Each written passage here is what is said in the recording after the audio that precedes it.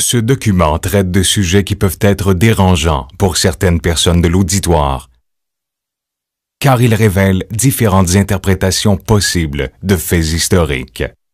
Les conclusions exposées ici sont une question d'opinion. Les preuves sont réelles.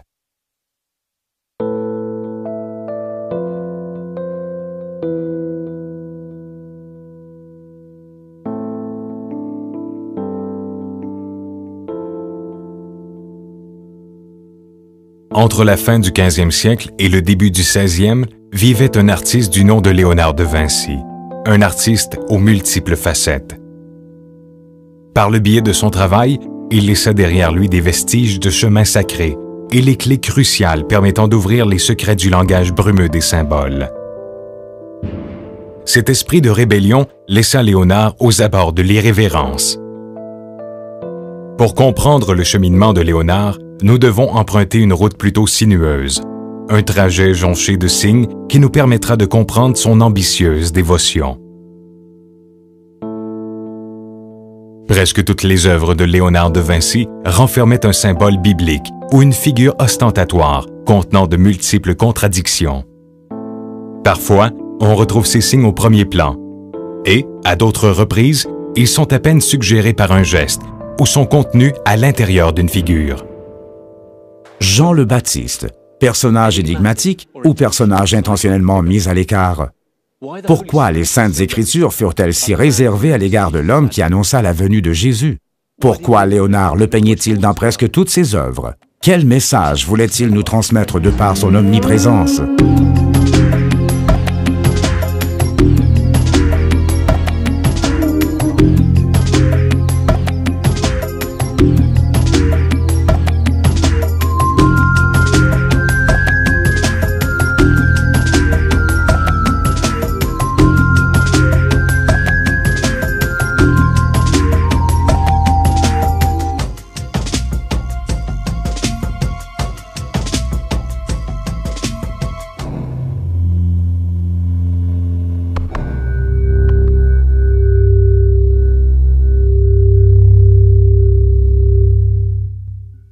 Les messages véhiculés par Léonard dans ses travaux nous interpellent depuis des siècles. Ils sont comme des entités vivantes et florissantes, des énergies uniquement retrouvées dans l'art. Léonard voulait toujours en savoir davantage. Le feu de la connaissance illuminait son esprit et nourrissait ses nuits d'insomnie. C'est grâce à l'insatiable curiosité et à la bravoure d'hommes comme Léonard que l'histoire commençait à émerger dans l'ombre de l'Inquisition. Le talent de Léonard alimentait sa rébellion. D'une certaine manière, c'était plus fort que lui. Comment les ailes d'un faucon pouvaient-elles agir comme celles d'une colombe? En 1452, dans un modeste village d'Italie, vit le jour un enfant illégitime, issu d'une humble paysanne et d'un jeune notaire. Cet enfant qui devait prendre le pas sur son temps, étonner le monde et devenir un maître dans l'art et dans la science. Ce même enfant, qui grâce à ses propres règles, ses codes, son style et sa manière, deviendra une sorte de prophète. À cette époque, l'Europe grouillait de secrets, de rituels sataniques et de sorcellerie. L'ère du Moyen Âge pratiquement terminée, le paradis et l'enfer semblaient livrer bataille dans tous les recoins. La Sainte Inquisition infligeait sans merci le feu et le tourment à quiconque était soupçonné d'hérésie, et ce, au nom de Dieu.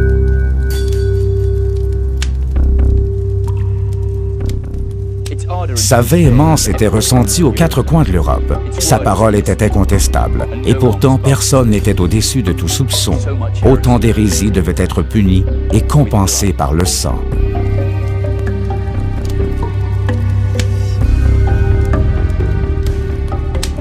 Mais en fait, toute cette répression était la conséquence directe des différentes oppositions. Les cultes sataniques et les rites obscènes étaient le parfait décor pour les sociétés secrètes d'antan.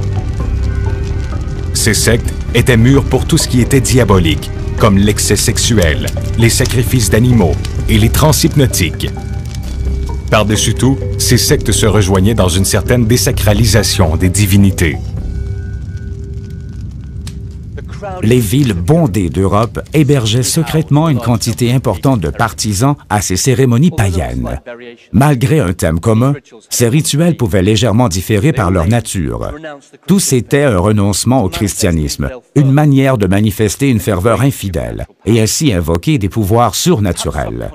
Peut-être qu'inconsciemment, tous ces hérétiques n'avaient qu'un seul but: retrouver les plaisirs perdus à cause des interdits, libérer le corps et exalter l'imagination. Il est facile d'imaginer Léonard en train d'observer ces rituels ou même d'y participer anonymement afin d'étudier l'étrange motivation de ces gens. Qui pourrait permettre les plaisirs charnels si l'Église catholique les interdisait? L'Antéchrist?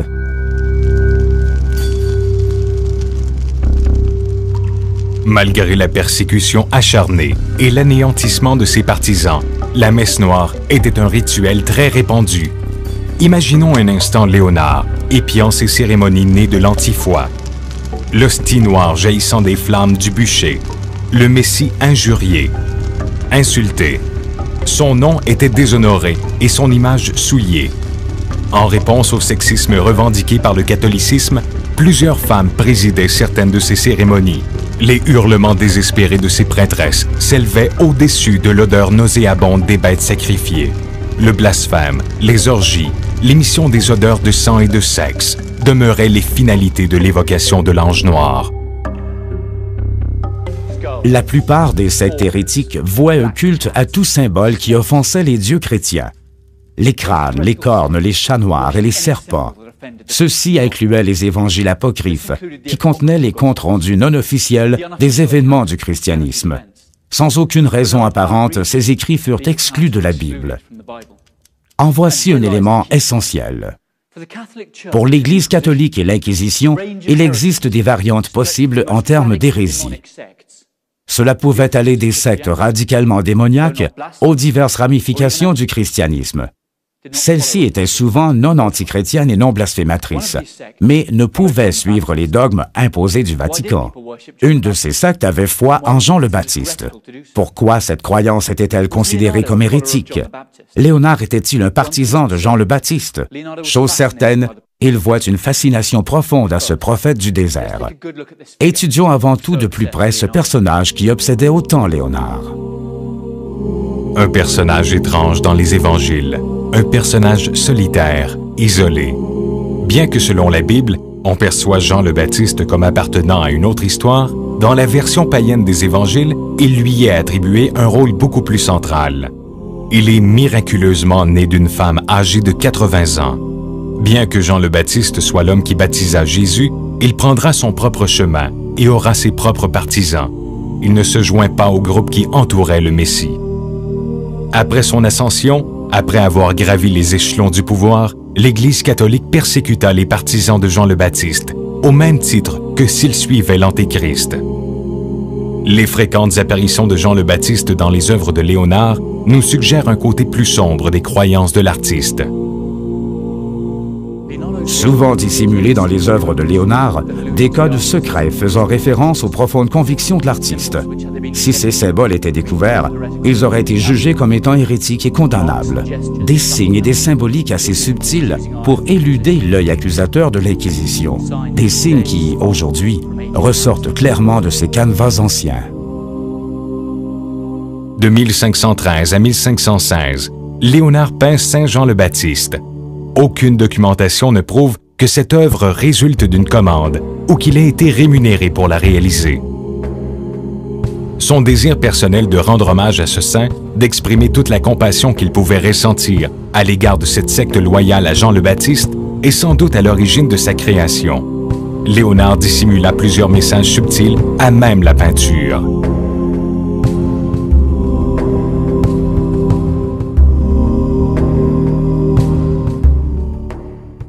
Les esquisses de Léonard nous présentent Jean le Baptiste, personnage solitaire, fascinant et captivant. Il sacrifia pratiquement sa vie pour un Messie qu'il ignorait. Quand Jean fut arrêté par ordre du roi Hérode, il attendit patiemment l'arrivée de Jésus. Mais Jésus ne vint jamais.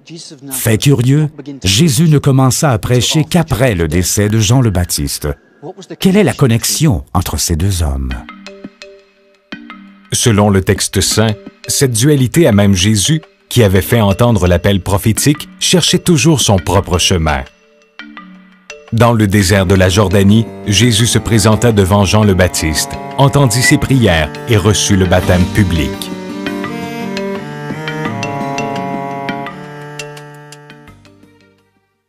Les soldats d'Hérode, les Samaritains, les Lévites de Jérusalem et même les Arabes arrêtaient leurs chameaux à cet endroit. Tous voulaient entendre cette voix jaillir du désert. Jésus et Jean, les deux jeunes prophètes face à face, le regard pénétrant de l'un et les yeux inébranlables de l'autre. Et au-dessus de la foule planait une question qui allait continuer à exister au sein de groupes hérétiques. Qui était le vrai Messie?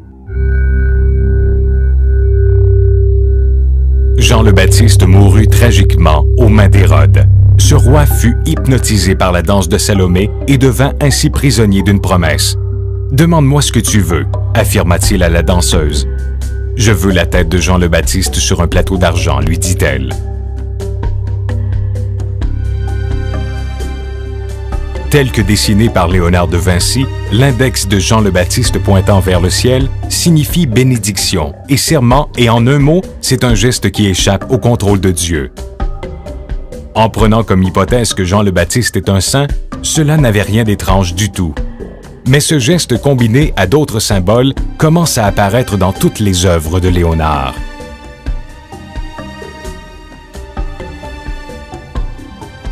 Même sur les peintures qui ne sont pas directement liées à Jean le Baptiste. Sa présence prend dès lors d'autres significations. Certaines sont loin d'être orthodoxes.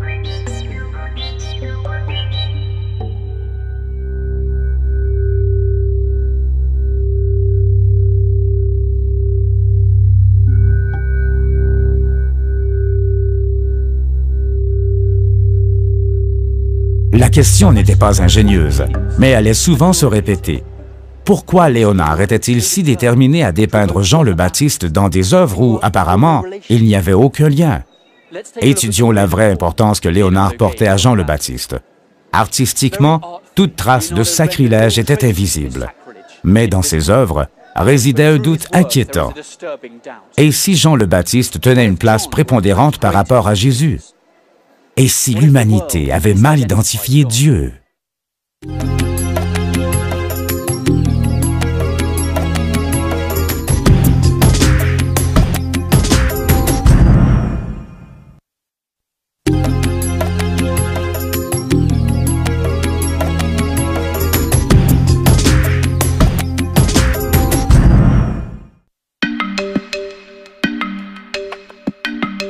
La Vierge au rocher est une des pièces qui fit de Léonard un des plus grands artistes.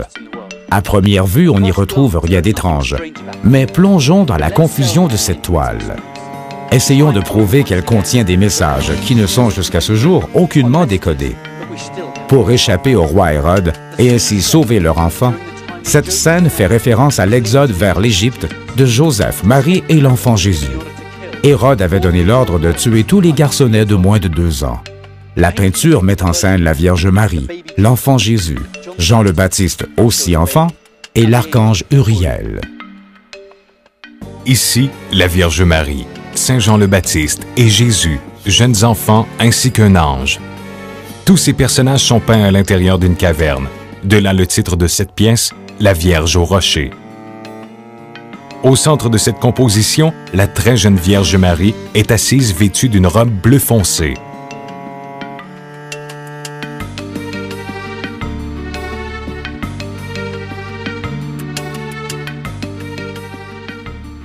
Les choix des personnages et du lieu de cette scène ne sont peut-être pas saisissables.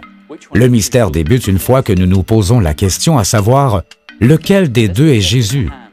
Regardons les mains, la position et l'attitude des corps. En ayant en tête les standards religieux de l'époque, nous trouverons de déroutants détails. Les personnages sont liés par des regards, des gestes, un langage symbolique des mains et de la posture des corps. Variant selon leur position, tous ces éléments possèdent une signification. En suivant des codes, il est alors possible de découvrir l'identité de Jésus dans l'œuvre de Léonard.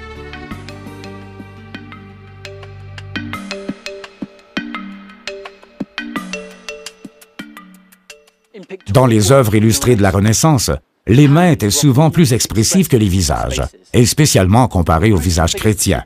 L'on retrouvait une stricte codification pour le langage des mains. Ce langage permit de mettre en évidence certaines certitudes sur la Vierge au rocher. Malheureusement, ces certitudes confirment l'impossibilité de comprendre la totalité de cette toile. Au centre de l'œuvre, l'enfant de droite semble bénir l'autre. Son index et son autre doigt ont l'air de se prolonger pour se confondre en un geste qui implique la bénédiction. De plus, en considérant l'attitude de l'autre enfant, main jointe, en signe d'adoration et d'acceptation, l'enfant de droite serait Jésus. On peut bien évidemment en déduire que l'enfant de gauche est Jean le Baptiste. Si l'on se fie au langage des mains, Jésus donne la bénédiction à Jean le Baptiste qui la reçoit respectueusement.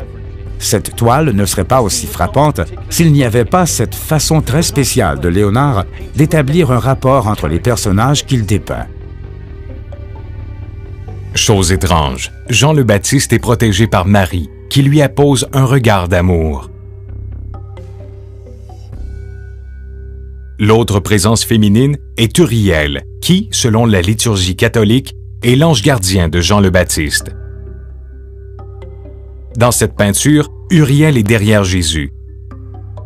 Par conséquent, Léonard inversa les figures, plaçant Jean le Baptiste à la place naturelle de Jésus. Et Jésus, où nous devrions trouver Jean le Baptiste. De plus, la main de Marie semble menaçante envers Jésus, celui qu'elle devrait protéger.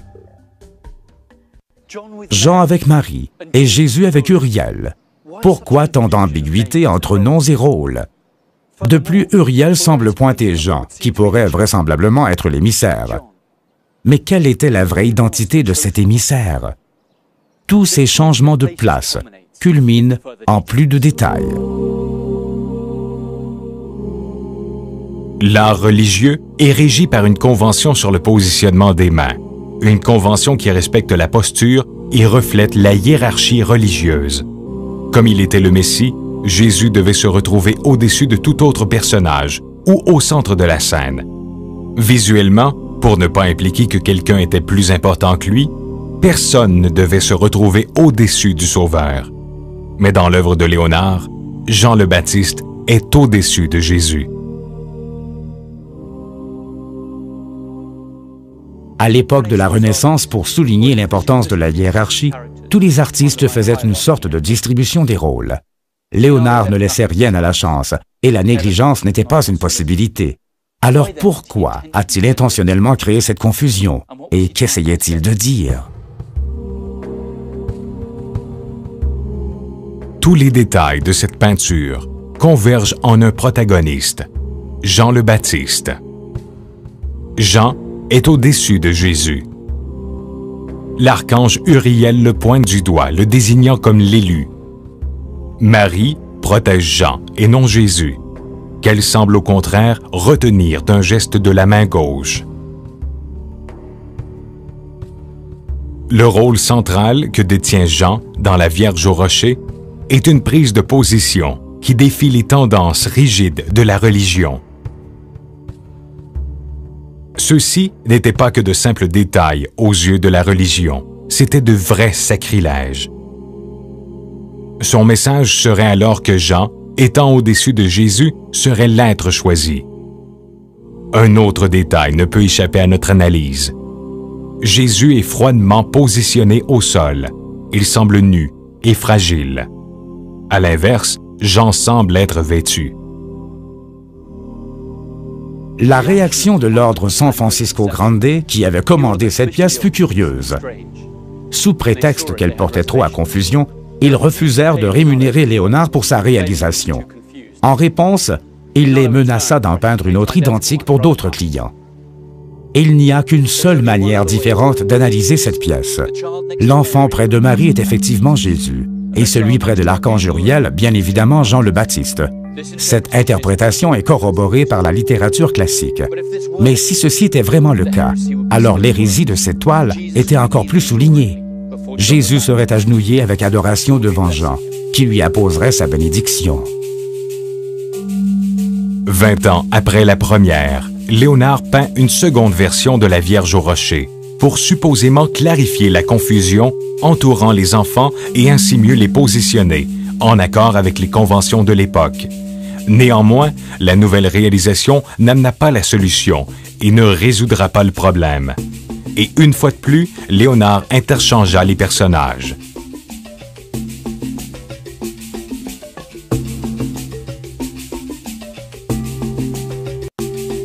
Les sociétés secrètes auxquelles Léonard appartenait affirmaient qu'à l'origine, Jésus était un disciple de Jean le Baptiste et que tous deux devinrent rivaux. Ce serait plus tard que les disciples et les pauvres firent de Jésus le Messie, élevant ainsi sa position. Il est reconnu que Jean était très populaire et respecté de ses fidèles, qui d'ailleurs créèrent leur propre Église, une Église qui n'a jamais été mentionnée dans les Écritures officielles. Pouvons-nous vraiment croire en une coïncidence? Malgré sa popularité de l'époque en Palestine, les évangiles auraient-ils raccourci l'histoire de Jean le Baptiste? Selon les évangiles, il est clair que la relation entre Jésus et Jean n'était pas du tout cordiale.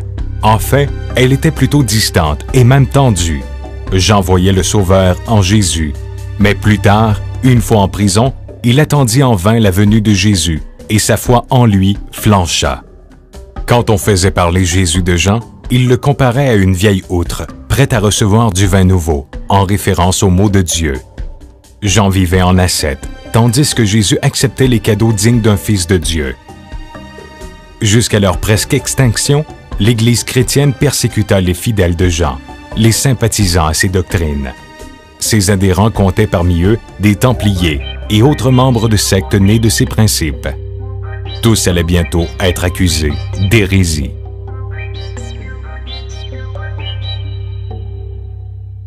En voyant des images de lui quand il était bébé, comment peut-on éviter de songer à la mort tragique de Jésus?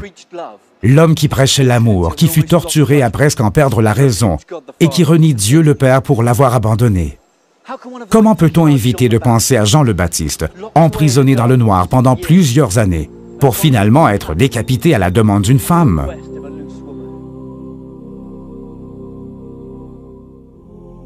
D'une manière ultime, cette rivalité contenait-elle la graine du malentendu humain, causant ainsi leur mort dans la souffrance?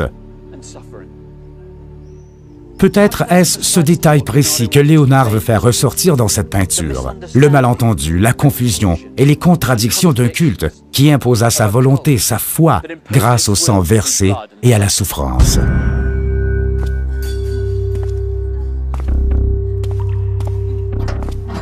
Les sectes dédiées à Jean le Baptiste, Marie-Madeleine et les autres étaient sans cesse persécutés par l'Inquisition. Les membres de ces groupes devaient se cacher. Plusieurs d'entre eux gardaient une foi apparente afin d'éloigner les soupçons. Et pour la survie de ces rites considérés comme hérétiques, ils créèrent des sociétés secrètes qui rassemblaient des groupes de personnes très disparates. On y retrouvait parfois des membres de l'Église catholique, des personnages influents du milieu politique et de l'armée, des aristocrates et des artistes. Au 15e siècle, ces sectes se dissimulaient dans l'ombre des croyances dominantes, disséminant des indices subtils grâce auxquels elles pouvaient être reconnues. Ces marques étaient disséminées aux endroits les plus exposés. On les retrouvait même sur les autels de la toute-puissante Église, tel un rappel à l'ordre. Cela ne s'est pas passé ainsi. Le geste de Jean, un geste qui exprime sa foi et son idéologie, est un symbole récurrent dans les œuvres de Léonard. Un signe secret de ralliement et d'amitié peu commun pour ces sectes profanes qui survivaient dans l'ombre. Même si cela pouvait impliquer l'exécution sur le bûcher, Léonard utilisait souvent ce symbole avec provocation. Qu'est-ce qui le poussait à ajouter à ses œuvres dites d'art saint des symboles et messages considérés comme hérétiques?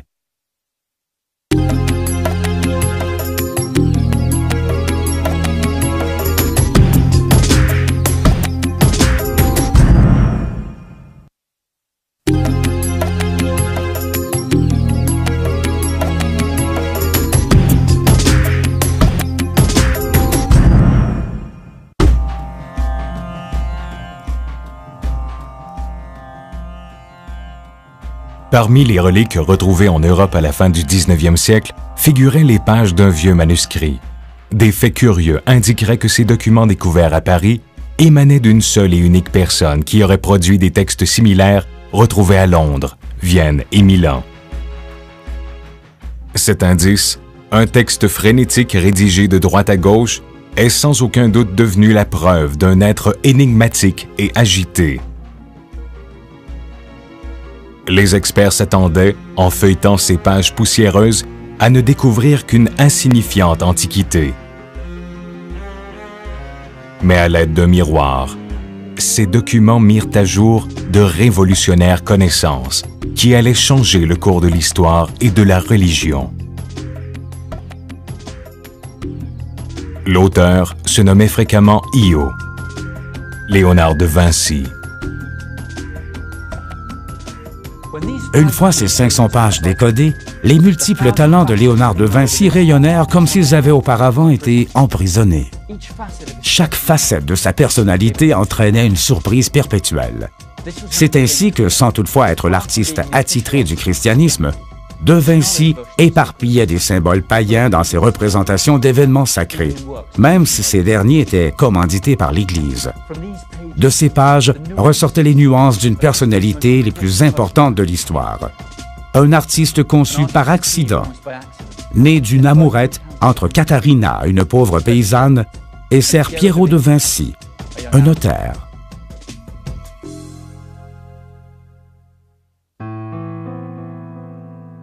Katharina avait 16 ans. Son rire et sa beauté naturelle lui procuraient ce charme qui la rendait irrésistible pour Piero de Vinci. Mais ces rires n'étaient que provisoires. À l'âge de 24 ans, Piero devait suivre les projets de sa famille, devenir notaire et épouser une femme de son rang, de sa classe sociale. Quand Katharina lui annonça qu'elle était enceinte, Piero de Vinci lui répondit qu'il devait se marier avec Albiera Amadoro, une fille de 12 ans issue d'une famille de notaires. La nuit du 15 avril 1452 à 10h30, à la lumière d'une chandelle, Katharina mit au monde un garçon. Durant les 5 années qui suivirent, il grandit à ses côtés. Durant ce temps-là, il était ignoré de son père qui habitait une des plus belles maisons du coin. Souvent, il dessinait simplement le village de sa mère. Comme elle n'avait pas eu d'enfant, Albiera, la femme de Ser Piero de Vinci, père de Léonard, s'attacha à ce jeune blondinet agité et le prit sous sa coupe. Tout au long de sa vie, les souvenirs de Léonard resteront intacts. Il n'oublia jamais les caresses de sa première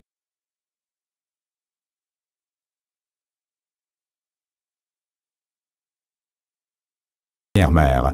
Mais Albiera était sa vraie mère, sa chérie, la Mama. Elle le combla d'amour, lui apprit à écrire et autant qu'elle le put, lui offrit une éducation. Mais une fois encore, le monde de Léonard bascula. Albiera mourut en accouchant à l'âge de 24 ans. Le jeune Léonard n'avait que 11 ans. Le souvenir de ses deux mères resta en lui à tout jamais. Il commença sa vie auprès de Katharina avec son esprit incorruptible, ses fantasmes inépuisables et son amour pour la nature. Quand il recherchait avec obstination les réponses à ses questions ou quand il se concentrait sur ses recherches très abondantes, il se remémorait Albiera. Sa vie avait été marquée par 2 femmes, 2 absences. Dans les 11 premières années de sa vie, Léonard perdit ses 2 mères. Il se servit du pinceau et de la peinture pour retrouver et combler cette absence de féminité qu'il avait perdue si tôt. Ces deuils marquèrent profondément son aversion contre les femmes. En grande partie, le travail de Léonard exprime cette recherche de l'image féminine, la douleur du deuil, l'image toujours présente et sublimée de ces 2 mères absentes. Il met en scène des familles sans père, des enfants seuls, au regard perdu. Dans ce monde utopique, quelle trace reflète la présence de ces 2 mères s'occupant de lui?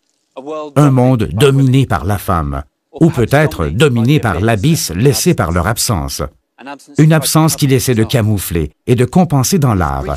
Les formes féminines dans les œuvres de Léonard sont animées d'une énergie débordante, illustrées d'une manière brève et intense. une énergie vitale et lumineuse qui provenait des mains de Léonard.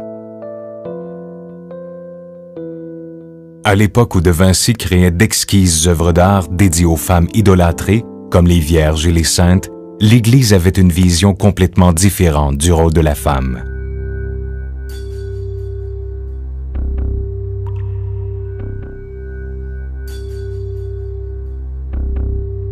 À cette période, la Sainte Inquisition laissait libre cours à sa campagne la plus sanglante, la chasse aux sorcières. Elle affichait les dangers que représentaient ces prêtresses, tziganes, mystiques et toute autre femme soupçonnée de posséder les connaissances jugées blasphématoires. Une nouvelle période commençait. L'Europe était sous le joug masculin. Plus de 8 millions de femmes, considérées comme étant possédées par Satan ou comme des instigatrices de troubles, brûlèrent au bûcher par les feux de l'Inquisition. La loi martiale allait bientôt pulvériser les sectes anciennes qui vénéraient les déesses ou qui croyaient en l'ancienne religion de la Terre-Mère. Toutes ces pratiques non chrétiennes devinrent bientôt anticléricales. Malgré ces faits, Léonard, qui créait des œuvres pour cette même Église, y glissait volontairement et toujours des messages profanes osés, ironiques et passionnés. Sous ses pinceaux, les saintes et les vierges prenaient des allures et des formes chimériques subtiles. Agrémentées de mythes féminins, ces représentations évoquaient par là même les partisanes des sectes, mortes au bûcher. Léonard de Vinci utilisait la peinture comme langage pour révéler tout ce qui était tu par la religion. Comme il ne pouvait être écrit, ce langage était compris de peu de personnes. Le message était censé être secret et évoluer dans un cercle fermé. Cela devait être une simple suggestion, comme un murmure, une abréviation de ce que ce maître Léonard voulait réellement nous dire. Un simple faux pas pouvait le disgracier. De plus, il savait que si une telle chose se réalisait, aucune de ses connexions influentes n'aurait pu lui venir en aide. Léonard croyait qu'une fois la pensée masculine orientée vers la logique et la science deviendrait évanescente, l'élévation, l'édification spirituelle, la communion avec la nature, le sacré et l'essence féminine seraient possibles. Il y a dans le travail de Léonard peu de caractéristiques spécifiques de sa personne. La recherche du féminin, l'absence de ses deux mères et un profond sentiment antipathique envers les dogmes. L'exaltation de l'illégitimité et tout ce qui sort du cadre de la loi avait une grande importance à ses yeux de par son histoire. Le rejet de son père et les mandats familiaux laissèrent de profondes cicatrices à son âme et à son cœur. L'obscur labyrinthe de son enfance, combiné à ses propres croyances, est clairement représenté dans Sainte Anne, la Vierge et l'Enfant, une œuvre majeure de l'artiste.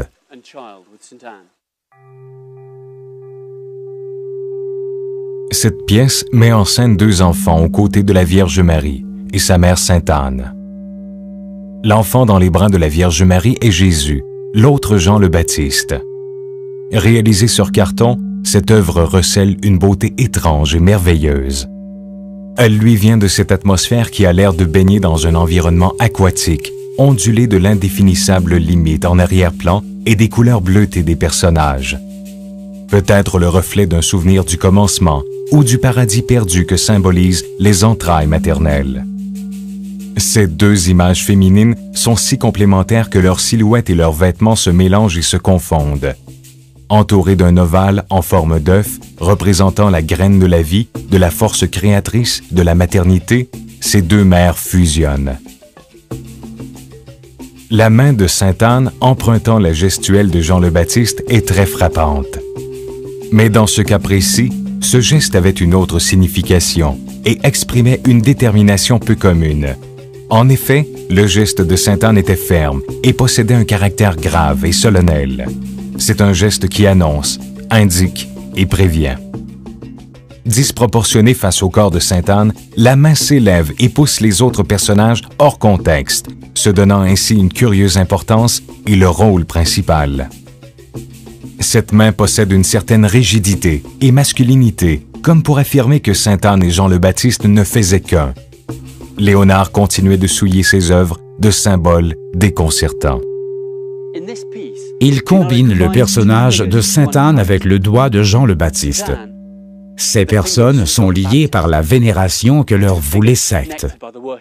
Ces idées étaient en conflit avec le christianisme. Il créa des labyrinthes et réalisa des œuvres qualifiées d'inachevées. Il y introduisait des figures et des sourires énigmatiques.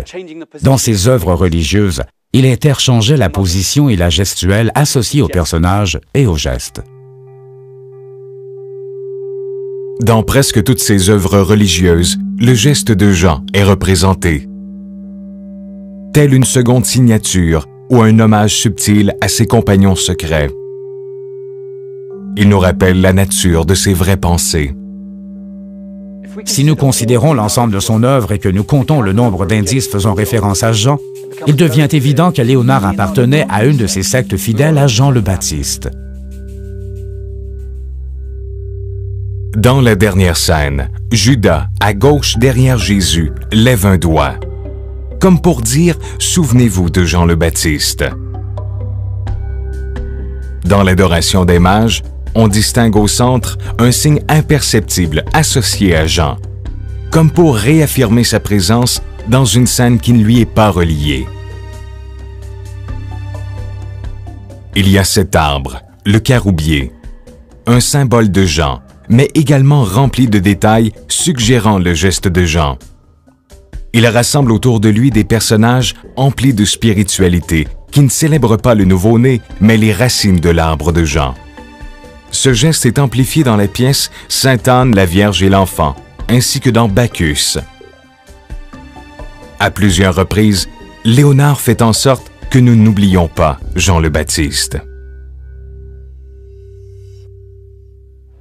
Tous les signes, marques et messages retrouvés dans les œuvres de Léonard expriment un profond sentiment et une forte conviction. Ces peintures devinrent un véhicule pour les voix tues par le sang. Son travail oscillait entre le permis et l'interdit, l'honneur et la condamnation. Où se trouve la ligne qui nous place d'un côté ou de l'autre de l'histoire?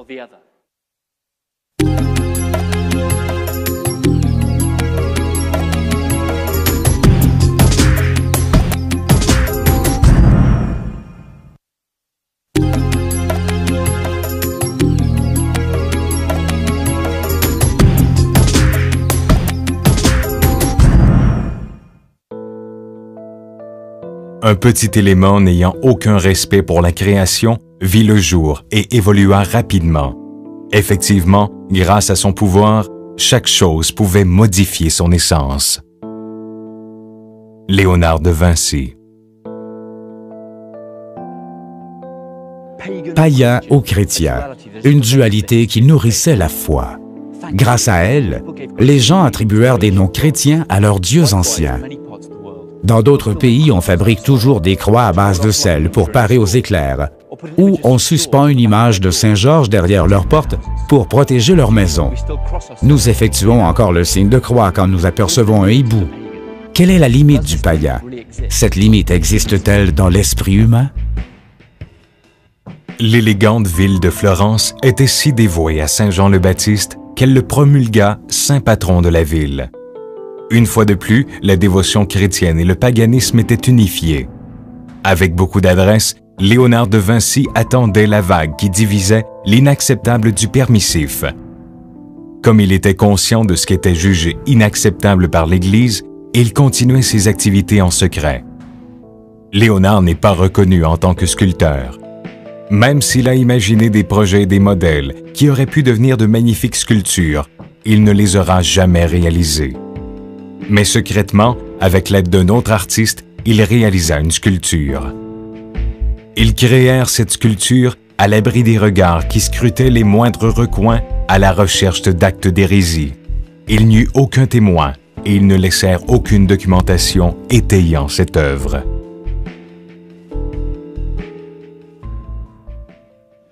Que pourrait représenter cette unique sculpture de Léonard autre que Jean le Baptiste? La sculpture est ici à Florence, sur la façade de la Baptisterie, un édifice en l'honneur de Jean. C'est un délicat travail de sculpteur, réalisé durant la période où Léonard de Vinci vivait ici. Son co-créateur, Giovanni Francesco Susini, comme Léonard, était à la fois sage et alchimiste. Ils conférèrent à cette sculpture le sceau caractéristique de Léonard et la gestuelle de Jean.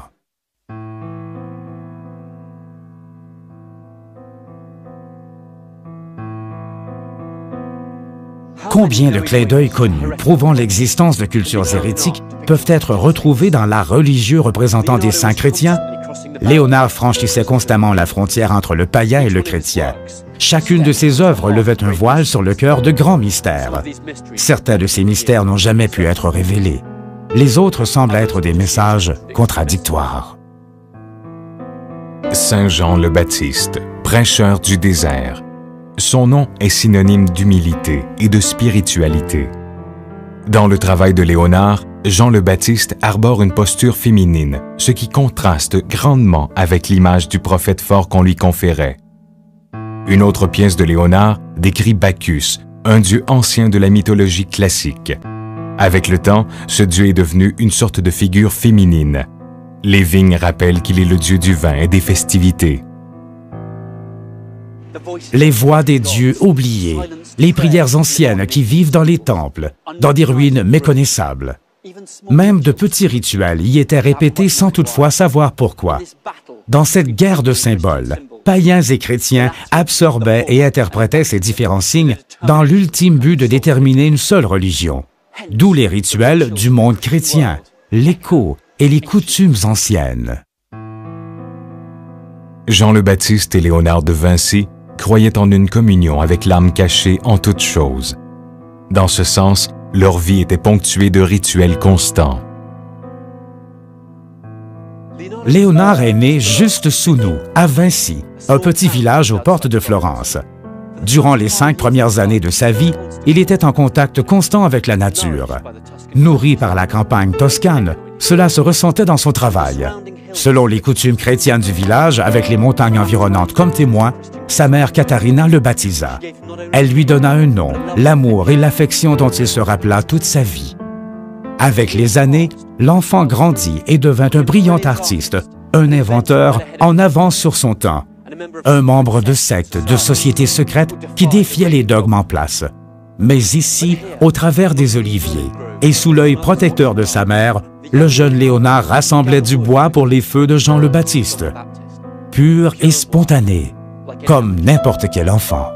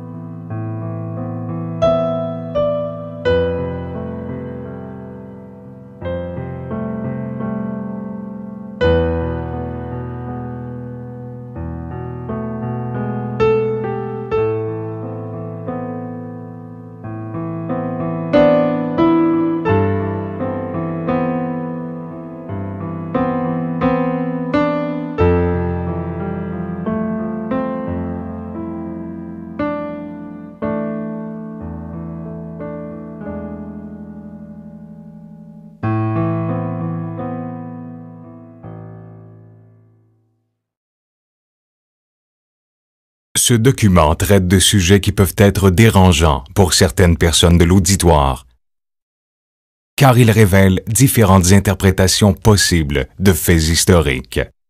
Les conclusions exposées ici sont une question d'opinion. Les preuves sont réelles.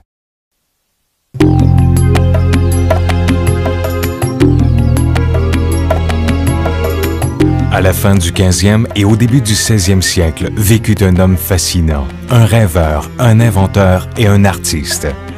On doit à son coup de pinceau Très caractéristique, la réalisation des toiles les plus splendides et énigmatiques que le monde ait jamais vues. Sa fertile imagination conçut d'étonnantes inventions, poussant ainsi les limites du pouvoir créatif de l'homme.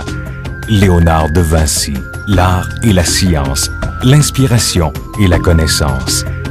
En résultera une impertinence très inattendue, un secret extrêmement intime exprimé dans une de ses œuvres les plus populaires. Une révélation qui nous garantirait une perception différente du visage que nous pensions connaître. Le secret que renferme le sourire de Mona Lisa. Mona Lisa est certainement une des plus grandes œuvres de l'histoire de l'art. Combien d'interprétations ont été émises à son sujet? Combien de fois a-t-elle été reproduite, contrefaite ou volée? Un trésor bien gardé est enfoui dans son sourire. Une vérité absolue, prête à être découverte. La recherche de cette vérité nous mènera à la clé ouvrant la porte de la vie de Léonard. Une vie vouée à atteindre une perfection inaccessible et qui, en 1503, incarnait les ambitions les plus démesurées, comme voler et traverser le ciel tel un oiseau, ou une autre chimère, la création d'un être parfait résultant d'une mixtion entre les attributs de l'homme et de la femme.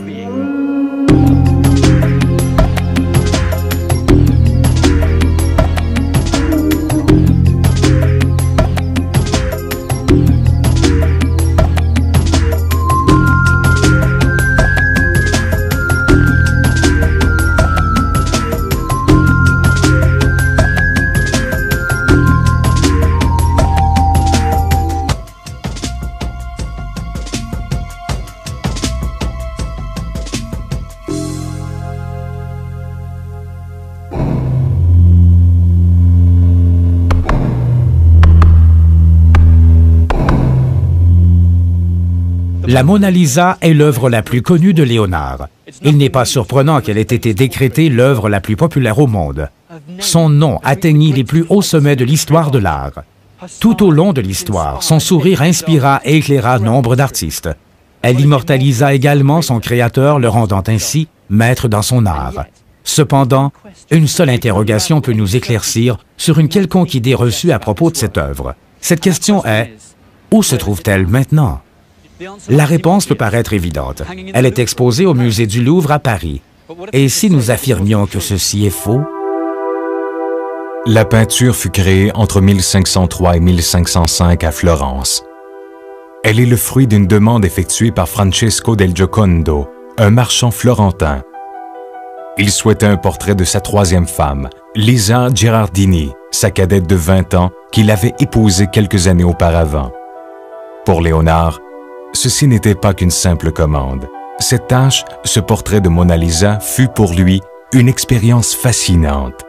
Elle fut uniquement conduite par son désir de voler, un désir ardent qui, à cette époque, devint une obsession.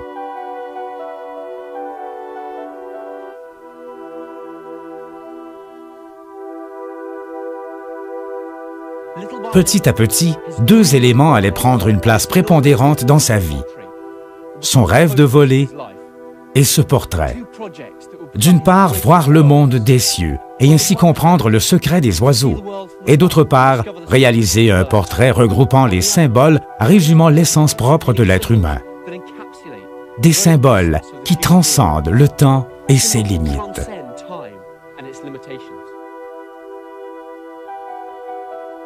Léonard rencontra Mona Lisa en 1503. L'année même où il se lançait dans la création de sa machine volante.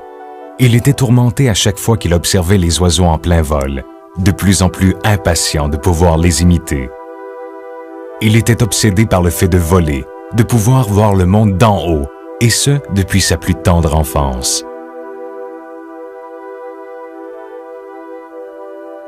Il occupait son temps à la réalisation de ses machines volantes et aux séances de pause avec Lisa. À cette époque, elle n'avait que 24 ans et Léonard plus de 50. Pour ses séances de travail avec elle, il interrompait généreusement ses calculs sur le vent ou la densité de l'air. Les deux développèrent instantanément de bonnes relations. Mais la légende veut qu'au moment où l'artiste peignait la jeune femme, celle-ci se trouvait dans un profond désarroi, dû à la perte récente d'un enfant. L'artiste essaya de capturer et de transcrire sur le canevas l'insaisissable et distante tristesse de son âme. Ce fut une des rares fois où il n'interrompit pas un de ses projets pour en entamer un autre.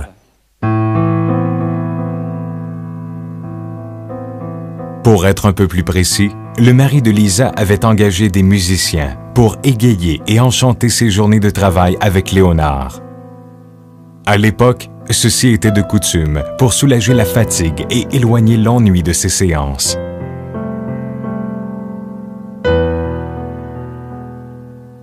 Les biographes n'ont jamais été capables d'expliquer pourquoi l'artiste était si obsédé par Lisa.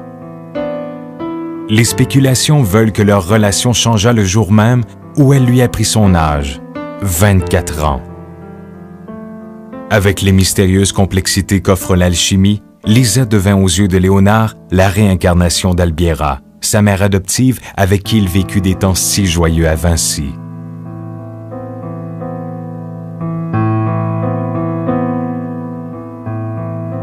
En effet, Albiera était décédée à 24 ans, âge de Lisa à cette période. Peut-être voyait-il cette mère à chaque fois qu'il posait son regard sur Lisa. Chose certaine, pour plusieurs raisons, l'artiste ne pouvait jamais se séparer de ce mystérieux canevas.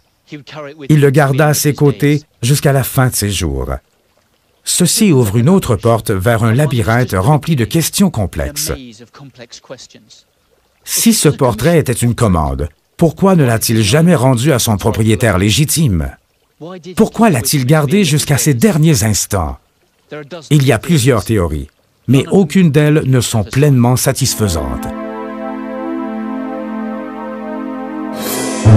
Les peintres et biographes de l'époque à Léonard étaient envoûtés par la beauté de la peinture.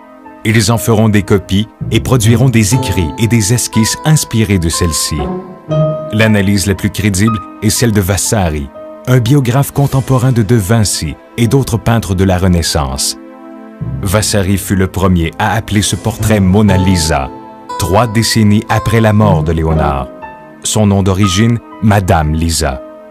Ce fameux biographe expliqua que De Vinci n'amena pas le portrait inachevé avec lui quand il quitta Florence pour aller finir ses jours en France, au château de Clos-Luzet. À l'inverse, Antonio de Beatis, qui rendit visite à Léonard dans ce château de Clos-Luzet en 1517, mentionna sans ambiguïté dans ses journaux que vers la fin de sa vie, 3 pièces se trouvaient aux côtés de l'artiste, celle de Jean le Baptiste, celle de Sainte-Anne et le portrait d'une mystérieuse dame de Florence. Il fut également mentionné dans le journal de bord de Béatis que Léonard avait vendu un portrait au roi de France Francis Ier, son protecteur, pour la somme de 4000 couronnes. Cette peinture est exposée aujourd'hui au Louvre. 2 chroniques complètement contradictoires. Une controverse que personne n'a pu clarifier. Léonard a-t-il apporté la Mona Lisa avec lui en France? Ou l'a-t-il laissée ici, inachevée, à Florence? Peut-être que ces 2 événements ont eu lieu. C'est à cet instant qu'une énigme se dédouble. Pourrait-il y avoir 2 tableaux portant le même nom? L'un perdu et l'autre au Louvre? Lequel des 2 serait la vraie Mona Lisa? Regardons de plus près. La Mona Lisa, telle que décrite par le biographe Vasari, a des traits spécifiques qui ne correspondent pas avec ceux de la peinture exposée au Louvre. En fait, un minuscule détail devient plus qu'une évidence. Les sourcils de Mona Lisa. La biographie fait l'éloge du naturel des sourcils de Mona Lisa, de la manière dont ils semblent émerger de chacun de ses pores en parfaite harmonie avec sa peau. Autant dire que les sourcils et les cils sont des éléments fondamentaux au réalisme du portrait. De plus, cette chronique souligne également son puissant regard, par une aggravation de la continuité de ses cils. Regardons la peinture. Dans la célèbre version du Louvre, où sont les sourcils?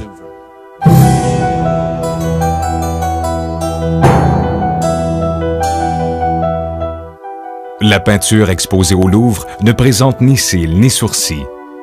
Pour justifier cette absence, certains critiques avancèrent qu'il s'était estompé en raison de la médiocre conservation au travers des siècles.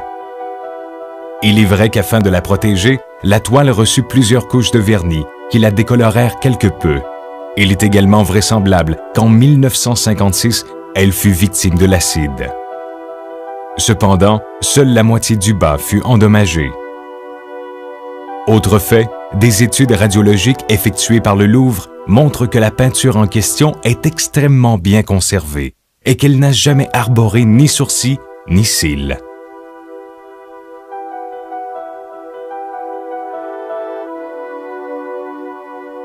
Les preuves deviennent irréfutables. Deux tableaux portant le même nom, mais aux destinées très différentes. D'un côté, le portrait fidèle de la jeune Mona Lisa, aussi connue sous le nom de Joconde, épouse de Giocondo. Ce portrait inachevé de la jeune femme avec sourcils et cils resta à Florence. De l'autre, une seconde peinture, la fameuse réalisation où le sujet n'a pas de poils sur le visage. Une des plus grandes œuvres de l'histoire, la préférée de Léonard, et celle qu'il aura contemplée jusqu'à ses derniers jours. Deux peintures, une d'elles inachevée et vouée à l'oubli, et l'autre terminée et exposée au Louvre. Il existe une fresque surprenante du grand peintre Raphaël de Zanzio qui soutient la théorie des deux portraits. Pendant que Léonard peignait Mona Lisa, Raphaël lui rendait visite à son studio à Florence. Subjugué par l'œuvre, il entreprit une esquisse identique que l'on retrouve également au musée du Louvre. Deux différences la démarquent du célèbre portrait de Léonard. Premièrement, les deux colonnes érigées de chaque côté de la figure sont inexistantes dans l'œuvre de Léonard. L'explication de cette absence tiendrait dans le fait que, à travers les siècles, la peinture aurait peut-être été coupée, rajustée jusqu'à atteindre sa dimension actuelle de 53 par 57 cm. En revanche, la seconde différence est beaucoup plus frappante. La femme sur la toile de Raphaël possède des sourcils bien définis.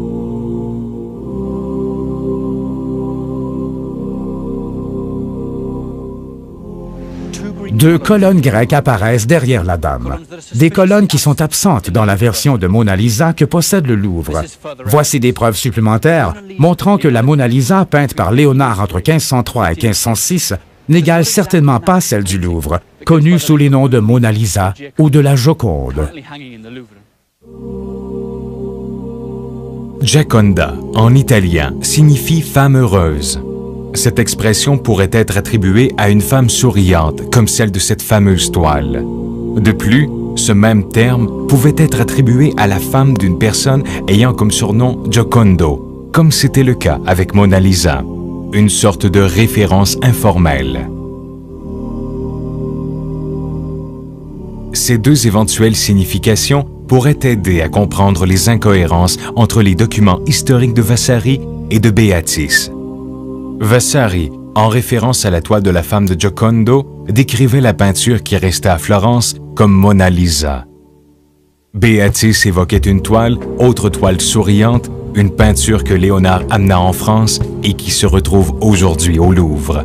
En effet, les Français ne font pas référence à la toile exhibée au Louvre en tant que la Mona Lisa, mais bien comme la Joconde ou Gioconda. Ceci nous dirige vers une autre inévitable question.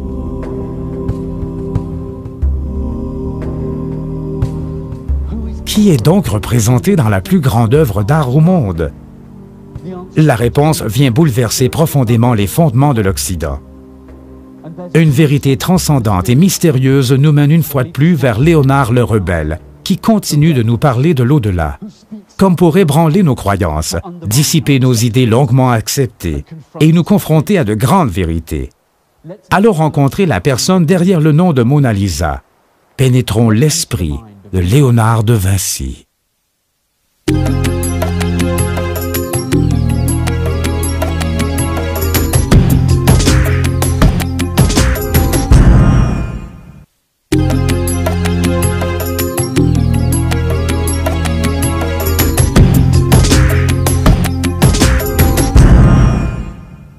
Deux peintures, l'une au Louvre et l'autre disparue. Comparables à deux participantes au jeu de la ressemblance et de la différence, proclamant chacune son authenticité. Si l'on considère que l'original est inspiré par Lisa, celle-ci souvent décrite par les contemporains de Léonard, et que l'endroit de son exposition demeure inconnu, alors qui est présenté dans le célèbre portrait du Louvre? Et pourquoi son identité a-t-elle été gardée secrète pendant toutes ces années? Ces questions émergent des profondeurs de la spéculation et s'élèvent pour nous aider à décrypter cette incroyable peinture qui nous regarde, impassiblement, du mur d'un musée. Combien de secrets de Léonard révélera-t-elle? La période où Léonard peignit cette œuvre fut certainement l'une des plus chargées de besogne. En effet, à cette époque, il dessinait un canal pour la rivière Arno et réalisait une série d'esquisses de la bataille d'Anghiari. En tant qu'artiste, il était reconnu à travers l'Europe et recevait des commandes au style varié. Il avait l'âge parfait. Il était à l'apogée de sa carrière et son audace le menait au point culminant de son génie. Il croyait qu'il pouvait entreprendre n'importe quel défi. Léonard était très sollicité et appelé pour des missions, des projets à mettre en place ou des œuvres d'art à réaliser.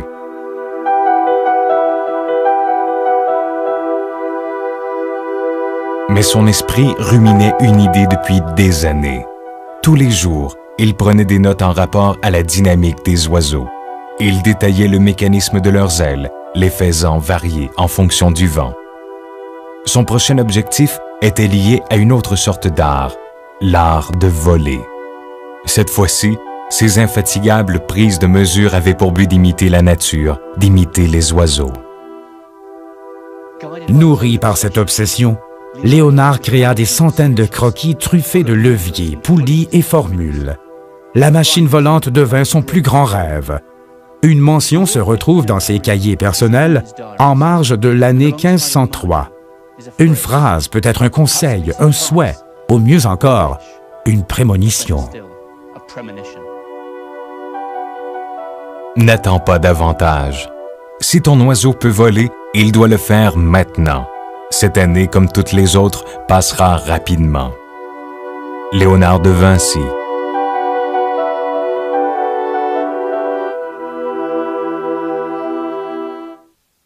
Les années passèrent et Léonard vit sa vie se dérober et se partager entre les projets et les idées qu'il devait compléter. Le temps avançait et Léonard ne savait toujours pas si sa machine volante allait fonctionner. Mais une chose était certaine, il devait accélérer le pas. Pour la première fois de sa vie, il voulut finir son travail et matérialiser ses idées plus que tout. Tous les soirs, après avoir placé une couverture protectrice sur le portrait, Léonard étudiait pour le test final, celui qui lui permettrait de voguer dans les cieux. Voler pour lui n'était ni un exploit, ni la solution d'un casse-tête, mais beaucoup plus que ça. Quand il écrivait sur le vol de grands oiseaux, ses mots prenaient une tendance religieuse et profonde. Imiter le vol des oiseaux devint sa passion, car ils sont les seuls êtres privilégiés à vivre entre deux dimensions. Un portail que Léonard avait cherché à franchir toute sa vie.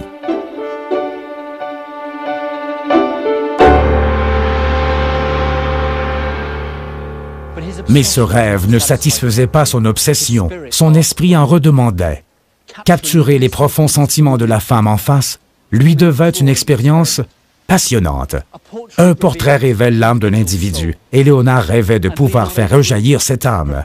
Alors, jour après jour, il organisait son temps afin de donner libre cours à ses deux grandes obsessions. Celles-là même qui, en bout de ligne, donneront un sens à sa vie, par ce désir ardent de les voir se réaliser. C'est au crépuscule que Gioconda venait poser pour son portrait. Il est rapporté que Léonard et Gioconda ressentaient une profonde affection l'un envers l'autre. Léonard l'entourait de poésie, de chansons et de conversations hors du commun. Il lui racontait souvent des histoires et ils riaient ensemble. Pendant ce temps, son esprit luttait pour capturer l'harmonie exprimée sur ce visage. Il scrutait son visage, le mouvement des muscles autour de sa bouche.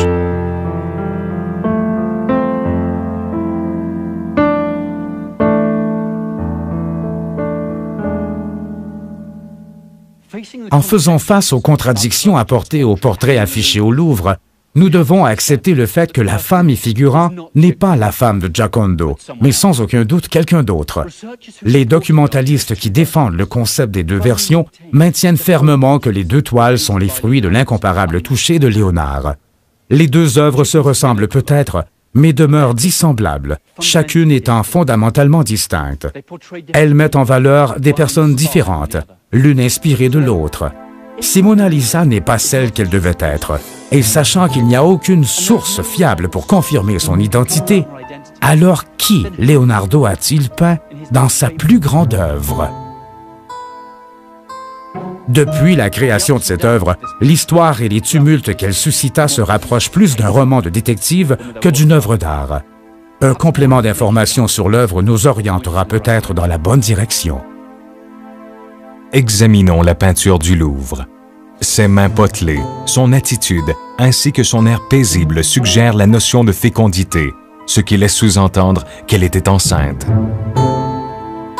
De plus, sa poitrine généreuse, sa tenue vestimentaire plutôt ample, ainsi que sa posture, supportent également l'idée que Léonard peignit une femme enceinte.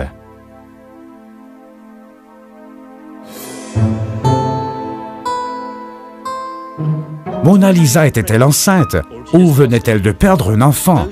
Ceux qui réfutent l'éventualité de l'existence d'une deuxième version de cette toile ne peuvent expliquer les plus simples contradictions. La bouche la plus populaire au monde semble poser des questions auxquelles personne n'ose répondre. Par exemple, on s'interroge souvent en regardant la Mona Lisa sur les raisons de l'humilité de ses vêtements. À la Renaissance, les sujets de ces portraits ou leurs commanditaires possédaient assurément assez de pouvoir et d'argent pour ces financements. En effet, les autres portraits de Léonard de Vinci représentent des femmes de grande notoriété ou des courtisanes. Ces portraits faisaient office de documents marquant le statut d'un noble et augmentant ainsi son pouvoir. Seulement ceux qui pouvaient se le permettre se faisaient tirer le portrait. On prétend que ces modèles posaient de manière exubérante et luxuriante. Il est difficile à croire que Giocondo, un marchand et un bourgeois en devenir, autorisait sa femme à être immortalisée comme pauvre. Par ailleurs, son sublime visage, son regard, son fameux sourire et la sérénité de ses mains contrastent tous avec les vêtements qu'elle porte. Ceux-ci ne sont-ils pas encore des preuves qu'il nous saute au visage? Et si ce n'était pas son portrait? Possibilité audacieuse, mais ô combien judicieuse. Le portrait le plus populaire du monde ne serait pas un portrait de Mona Lisa, mais plutôt un portrait de Léonard de Vinci, un autoportrait. Plusieurs investigations ont montré la frappante ressemblance entre le physique de Gioconda et l'autoportrait de Léonard de Vinci. Des études minutieuses ont été effectuées comparant coups de pinceau, lignes, traits, rides, expressions des visages et regards scintillants. Et nombre de similitudes ont été découvertes entre les deux œuvres. Il est coutume d'affirmer que les artistes expriment toujours une part d'eux-mêmes et de ce qui les préoccupe dans leur création.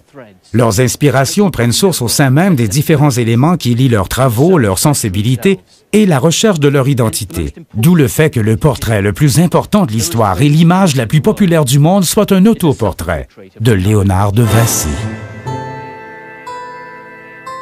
La théorie de l'autoportrait est une explication possible, une justification aux vêtements humbles et au fait que ce portrait ressemble tant à Léonard.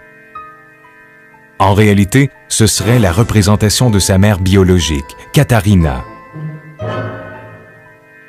Mais il y a une troisième théorie compatible avec les deux autres, la théorie dite de l'hermaphrodite. Selon cette théorie, Léonard n'aurait pas simplement combiné l'image de sa mère avec la sienne, mais serait arrivé à produire la synthèse parfaite du mâle et de la femelle par le biais de la Gioconda.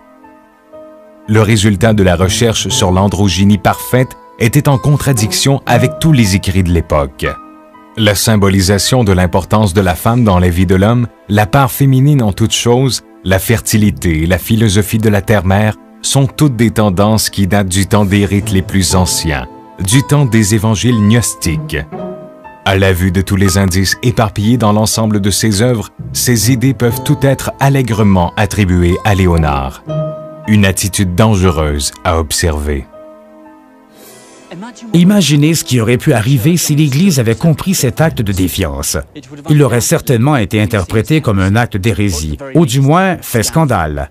À travers les époques, évoquer le changement de sexe, même dans les œuvres d'art, et à plus forte raison dans une œuvre aussi prestigieuse et populaire que celle-ci, était toujours difficile à accepter. Il aurait été logique d'essayer de la cacher, de la dissimuler sous des centaines de versions différentes, des rumeurs et des informations contradictoires. Cette théorie conduit vers d'autres questions et messages cachés. Devant nous se trouve une interprétation de la sexualité qui propose une nouvelle vision de l'histoire et établit la base d'une théorie révolutionnaire mais ancienne des sexes. Une théorie en conflit total avec les dogmes chrétiens et les valeurs occidentales. Quels sont les messages ésotériques dissimulés à même cet autoportrait? Comme dans tous ses travaux, Léonard cache des symboles dans cette pièce, mais cette fois, il va beaucoup plus loin que dans les autres. L'exultation sacrée de la fusion des sexes, la supériorité divine du troisième sexe.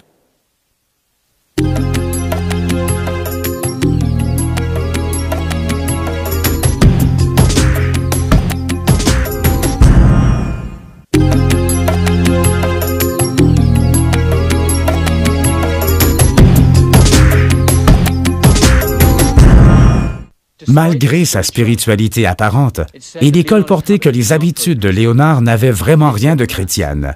Il n'allait pas à la messe, il travaillait le dimanche et rédigeait des formules chimiques incompréhensibles, une sorte d'aphorisme. Il parlait souvent de Jésus comme un homme mort en Orient et riait du culte de la Vierge. La seule chose qu'il vénérait était l'ordre divin et naturel des choses. Il approuvait toute loi respectant la nature. Ses pensées et ses actions le plaçaient en position de pécheur aux yeux de l'Église. De plus, ses excentricités lui donnaient un air considérablement démoniaque. Il profanait des tombes, écrivait son journal intime à l'envers et cherchait un élixir pour duper Dieu et repousser la mort. Considérons l'hypothèse où Léonard est un grand maître du prieuré de Sion. Ceux-ci avaient pour mission la protection de la supposée descendance de Jésus et Marie-Madeleine. Par conséquent, le devoir de réaffirmer le rôle de la femme dans l'Église qui les oppressait tant. Il aurait été justifié qu'il eût recours à un langage codé pour exprimer ses secrets et nous transmettre des messages. Un langage complexe, mais déchiffrable par le biais de mots de passe. Ses écrits et diagrammes sont remplis de messages, les anagrammes. Un langage uniquement compris des initiés. Des messages cryptés ou anagrammes, des cryptogrammes, de vrais casse-têtes. Tous des messages secrets disposés ensemble pour que les bonnes personnes parviennent à les comprendre. Se faire démasquer aurait été synonyme de torture, de mort au bûcher. Utiliser le mauvais messager ou avoir l'attitude de quelqu'un détenant une information importante aurait été une perdition certaine. Comment protéger de l'information importante et en même temps délivrer des messages censés être secrets? Comment les faire passer sans être détectés? Léonard utilisait des anagrammes dans ses écrits. Ses journaux intimes et ses notes sont pleins d'aphorismes allégoriques et d'anagrammes. Ceci corrobore l'idée que Léonard utilisait les mêmes méthodes de codification dans ses plus grands portraits. Laissant libre cours à leur imagination, certains se sont même aventurés à dire que le nom de Mona Lisa renfermait aussi un message hérétique, encodé au sein d'une sorte d'anagramme. Il serait possible de créer deux combinaisons étranges avec les mots Mona Lisa. La première théorie est que Mona Lisa est une anagramme pour Amon et Lizzie, en prenant l'ancienne orthographe du mot Isis, des dieux égyptiens symbolisant le mâle et la femelle. De ce fait, le nom de la peinture marquerait la position pro-androgyne de Léonard. La seconde théorie est que Mona Lisa est une anagramme basée sur les mots latins son et sol, qui sont les composantes de base de la transmutation primaire. De son, or, à sol, argent vers le mercure. Une fois de plus, faisant allusion à l'union du mâle et de la femelle. En revanche, les deux théories présentent deux défauts insurmontables. Premièrement, de son vivant, Léonard n'a jamais appelé cette peinture Mona Lisa. C'est Vasari, un biographe, qui lui donna ce nom 3 décennies après sa mort. Deuxièmement, si l'on considère la véritable orthographe de ces mots, Mona Lisa, avec 2 N, provenant de l'italien, tout anagramme comprenant un N est à exclure.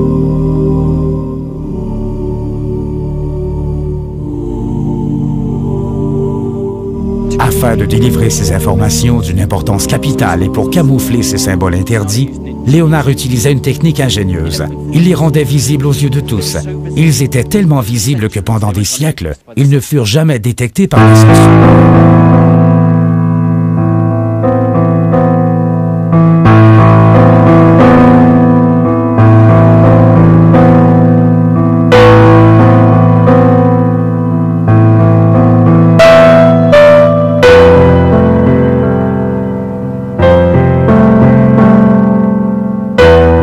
À cette période, personne n'était au courant de l'existence de cette deuxième pièce. Les autres commandes qu'il recevait allaient devoir attendre, y compris celle de la duchesse de Mantua, qui, pendant 15 ans, l'avait supplié de lui faire son portrait. Il préférait passer la majeure partie de son temps avec la femme du marchand.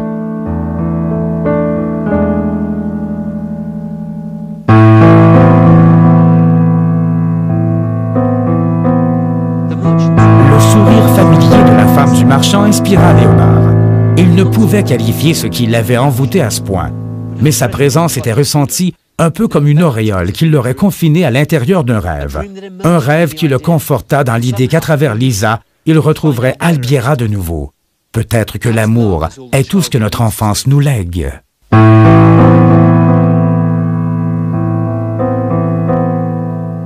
Imaginons la campagne de Vinci durant la récolte. Surveillé par sa mère qui travaille non loin de là, le jeune garçon joue tranquillement dans son berceau. Léonard lui-même racontait cette histoire. Un gros oiseau virevoltait près du berceau, éclipsant ainsi le soleil. Peu après, il vint se poser sur les rebords du berceau et, avec les plumes de sa queue, il se mit à chatouiller les lèvres du bébé. Les adultes, alarmés par la scène, arrivèrent très agités et trouvèrent l'enfant souriant. Le jeune Léonard, ami des oiseaux. Un rêve ou un souvenir d'enfance? Léonard n'a jamais eu de certitude, mais a toujours eu les oiseaux en tête. Par contre, le souvenir du paysage de son enfance lui est demeuré bien réel. Voici la ville où il a grandi. Une colline entourée de vallées dominant la rivière Arno. Un ciel bleu contrastant avec les toits des habitations suspendues au-dessus d'une vallée. C'est ici que les oiseaux l'accueillirent dans ce monde et générèrent les premières d'une longue série de questions. Comment voler était-il possible? Si je peux voler, je serai connu de partout dans le monde et retentirai à jamais. Les gens regarderont vers le haut et verront un homme avec des ailes. Léonard de Vinci.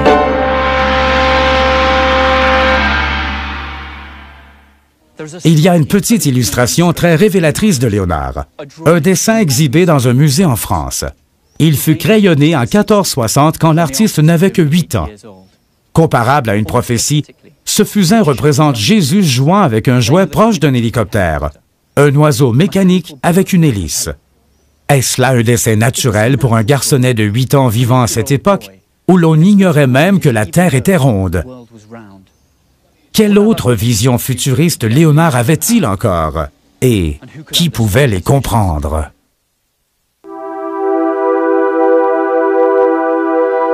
Après plusieurs essais peu fructueux, son projet volant semblait avancer favorablement. Il ne fit pas que reproduire les ailes d'un oiseau. Après des années d'études et d'observations, il était parvenu à accumuler d'énormes connaissances, des éléments clés sur la gravité et sur l'interaction et la résistance de l'air lors de la chute d'un corps. Il assimilait tellement ces mécanismes comme s'il avait eu le corps d'un oiseau.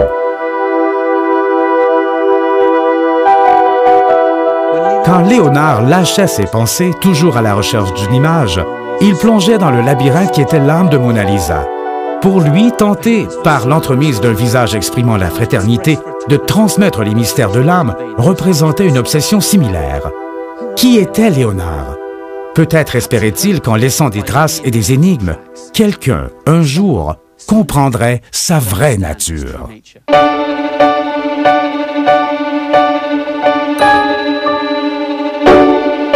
Le premier vol du grand oiseau sera effectué du mont Tchétchéry. Il remplira l'univers de stupéfaction. Léonard de Vinci.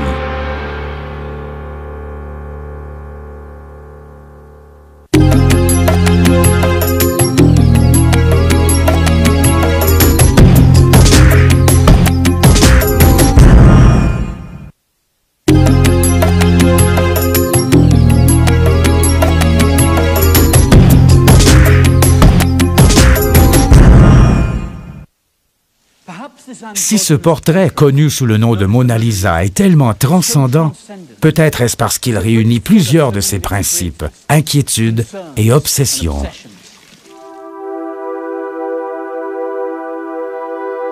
Peut-être que la théorie voulant que Léonard faisait partie des sociétés secrètes qui défendaient la divinité féminine dans l'Église chrétienne était fondée. Ou peut-être que la peinture est un portrait de Katharina, sa mère biologique. Ou encore, est-elle un autoportrait ou même un amalgame de ces trois éléments? Une chose est certaine, avec sincérité et dévotion, Léonard se cherchait lui-même, s'affirmant devant le monde entier en tant qu'artiste, révélant ses envies les plus intimes, ainsi que ses plus grandes craintes.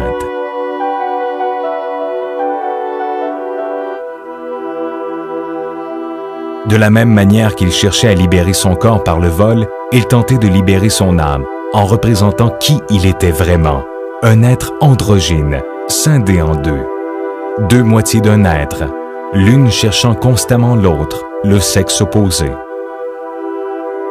L'être le plus primaire, celui qui donne à la vie à toute chose, l'être entier, le complet, mère et père, fils et fille.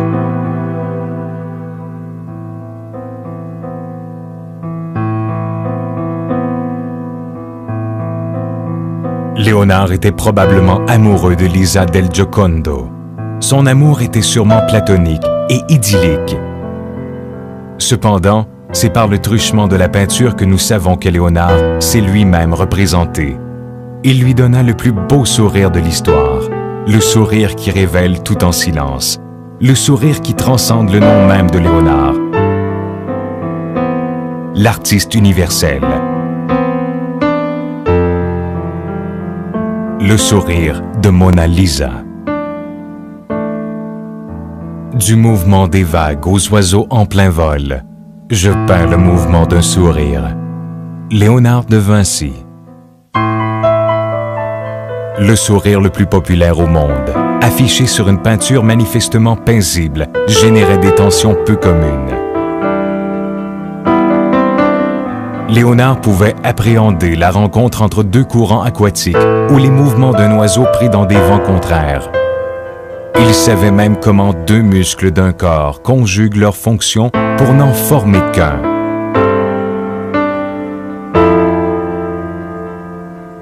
Dans l'œuvre de la femme souriante, nous retrouvons un visage qui capture l'instant précis où deux émotions se rejoignent. Le temps et l'espace, la tristesse et la joie.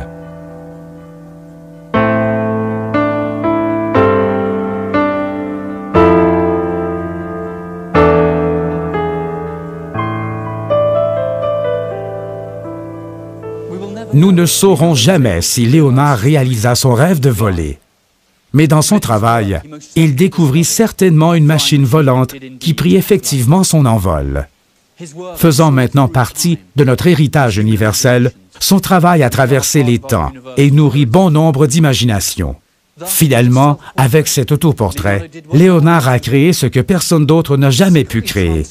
Pour parvenir à ses fins, il a secrètement transcendé une image universellement populaire, nous laissant toujours ce sentiment d'inconfort et cette impression que nous n'avons pas tout compris. Une image classique, comme le visage de son créateur. À 50 ans, Léonard a plus entrepris en une seule vie que la plupart des artistes de son époque réunis. Ingénieur militaire, architecte, scientifique médico-légal, voyageur et autres remplis de vie. Imaginer sa vie requiert des définitions ardues mais nécessaires, car pour Léonard, personne ne peut s'attendre à acquérir un résultat sans quelconque raisonnement, expérience ou réalisation. Comme nous l'avons déjà prouvé, des messages ésotériques des plus significatifs se retrouvent dans son art. Mais il n'en conserva que quelques bribes. Gioconda en matérialise certainement une. Peut-être que ses idées sur la réincarnation et sa connivence avec le bouddhisme se retrouvent aussi dans son œuvre. Tout est possible quand on parle de Léonard. Son imagination était sans frontières et Gioconda était, peut-être, son plus grand projet. La Joconde, ici, au Louvre, résume le rêve de Léonard, la perfection de son existence. Cette œuvre s'érige parmi toutes les autres comme l'élément manquant recherché par Léonard. Mais qu'a-t-il pu arriver au portrait de Lisa?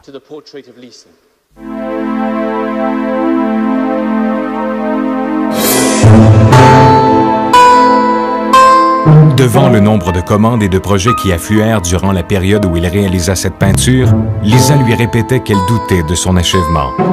Léonard rétorquait que pour lui, ce portrait reposait sur des résultats mathématiques et qu'il était certain de le mener à terme. Mais des mois passèrent et Léonard ne compléta pas la peinture. Lisa rabâchait sans cesse que le peintre n'en viendrait jamais à bout.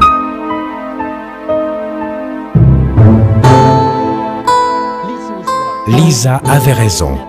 Léonard ne finit jamais l'œuvre et fut oublié dans un coin perdu. Peut-être que le commanditaire décida de la prendre telle qu'elle, et que suspendue au mur d'un palais, elle aurait été rongée par le temps. À l'inverse, celui exposé au Louvre, la Joconde, est parfait.